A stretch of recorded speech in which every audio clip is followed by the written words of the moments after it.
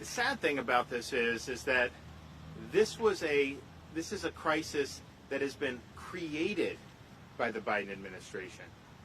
President Trump instituted a number of policies, and it dramatically reduced the number of people that were coming across the border illegally. Most of the people that are coming are basically economic migrants.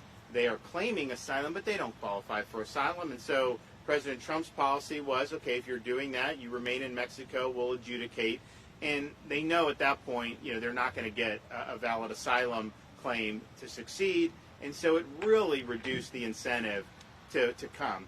Well, when you revoke that policy, when you revoke the safe third-party agreements with the third-party countries, when you do all that, you are creating a huge influx. And the thing that was noticeable when we had our folks there, and it's still true today, was these are not Mexicans coming across the border. I mean, it was very few that were Mexicans. It was all these other countries across the world. I mean, there were people from South America, the Caribbean, Africa, the Middle East that were coming through that border because the message has been sent that, you just come to the border and you're fine. And think about it. They're going to impose travel restrictions. If you take a trip to the Bahamas or something, you got to do a test to be able to come back to your own country.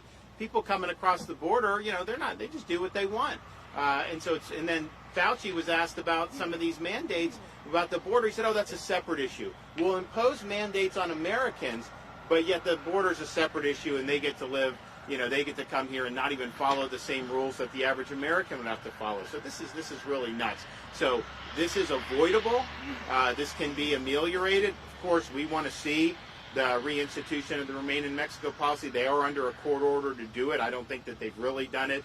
I think they're dragging their feet. Our lawsuit, we've already gotten some positive results out of it. Hopefully we'll be able to get over the hump and get some more. But in the meantime, we've got to be able to take action. We've got to be able to take steps to protect our folks. So that's what we're doing, and I think these are really strong steps.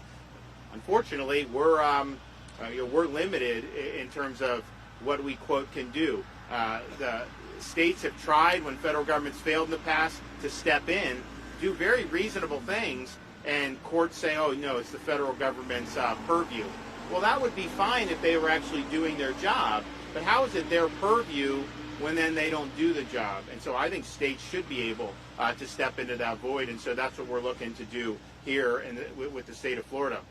I'd also just like to say, since we're here, the fire station, we were happy in our budget yesterday to really provide strong support for our first responders, including and especially law enforcement. But last year we were able to secure $1,000 bonus payments for every sworn law enforcement, fire rescue, and EMT in the state, and we put it in the budget again, and we want to do it for a second year in a row. So I think that that'll be really meaningful, and it'll be important. And then we were also able to do a lot for state law enforcement. We're doing a 25% pay increase for members of state law enforcement agencies like FHP, FDLE, Fish and Wildlife.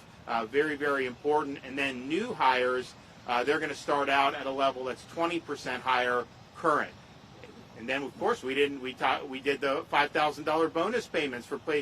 If you're in Seattle and you're getting treated poorly, they have an opening at JSO. You come down here.